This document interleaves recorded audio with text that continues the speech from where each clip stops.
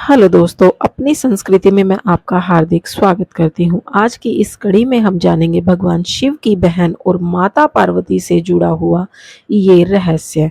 तो वीडियो में आगे बढ़ने से पहले प्लीज़ मेरे चैनल को कर लीजिए सब्सक्राइब, वीडियो को लाइक करना और कमेंट बॉक्स में ओम नमः शिवाय लिखना बिल्कुल भी मत भूलना।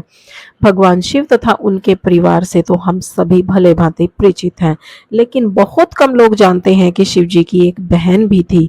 आइए जान लेते हैं उनके जन्म की कहानी और कैसे थे देवी पार्वती से उनके संबंध। शास्त्रों के मुताबिक इनके संबंध में धर्म ग्रंथों में ज्यादा कुछ नहीं बताया गया है।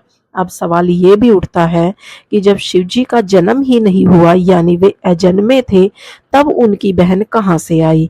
पौराणिक कथा के मुताबिक जब भगवान शंकर से विवाह के बाद माता पार्वती कैलाश पर्वत आई थी, तब उन्हें कैलाश पर्वत पर अत्यंत अकेलापन महसूस हुआ। एक दिन उनके मन में ख्याल आया, काश शिव शंकर की कोई बहन होती तो वह उनके साथ बातें करती।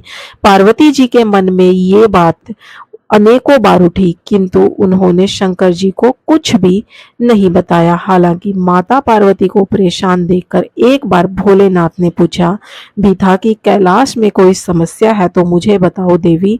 लेकिन भगवान भोलेनाथ तो अंतर्यामी ठहरे, उन्होंने पार्वती जी के मन की बात जान ली। माता पार्वती समझ गई कि शिव शंकर ने उनके दिल की बात जान ली है।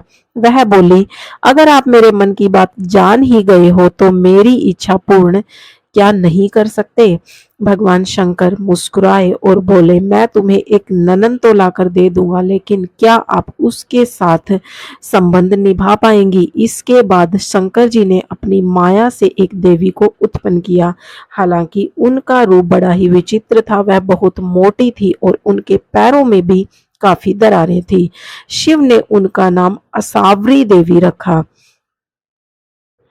माता पार्वती अपनी ननंद को देखकर काफी खुश हुई। इस तरह माता पार्वती को एक ननंद मिल गई। माता पार्वती ने असावरी देवी को स्नान करवाया और फिर भोजन पर आमंत्रित किया।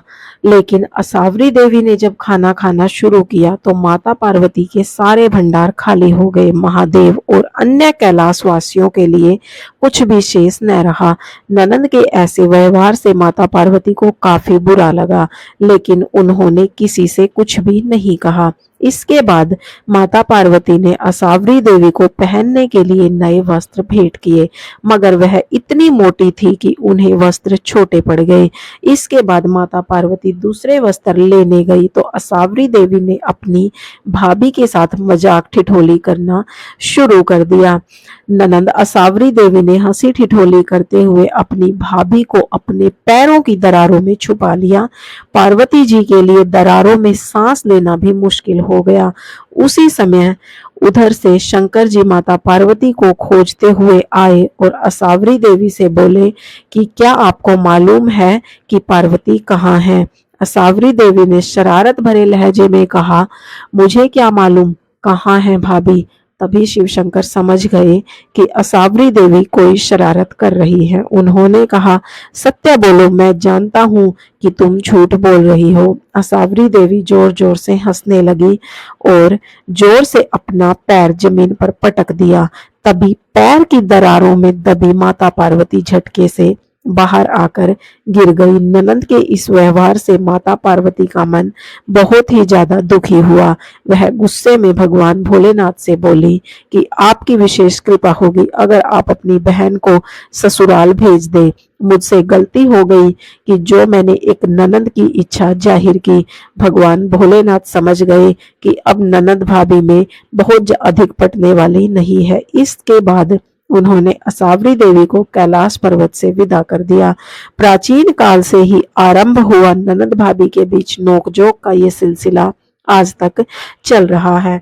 सो दोस्तों, अगर आपको इस टाइप की पौराणिक कथाएं अच्छी लगती हैं और मेरे चैनल की वीडियोस आपको थोड़ी सी भी अच्छी लगती हैं तो प्लीज़ मेरे चैनल को सब्सक्राइब करना, अपना सपोर्ट बनाए रखना अपने कमेंट्स, लाइक्स और शेयर्स के साथ।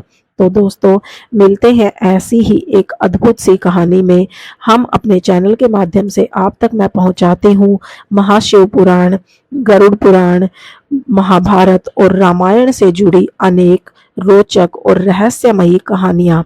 तो अगर आपको इस टाइप के टॉपिक अच्छे लगते हैं तो प्लीज़ सब्सक्राइब, लाइक, शेयर करना बिल्कुल भी मत भूलना और कमेंट बॉक्स में जिस टाइप के आप टॉपिक चाहते हो वो भी आप कमेंट करके मुझे बता सकते हो। तो मिलते हैं अगले वीडियो में, तब तक ओम नमः शिवाय।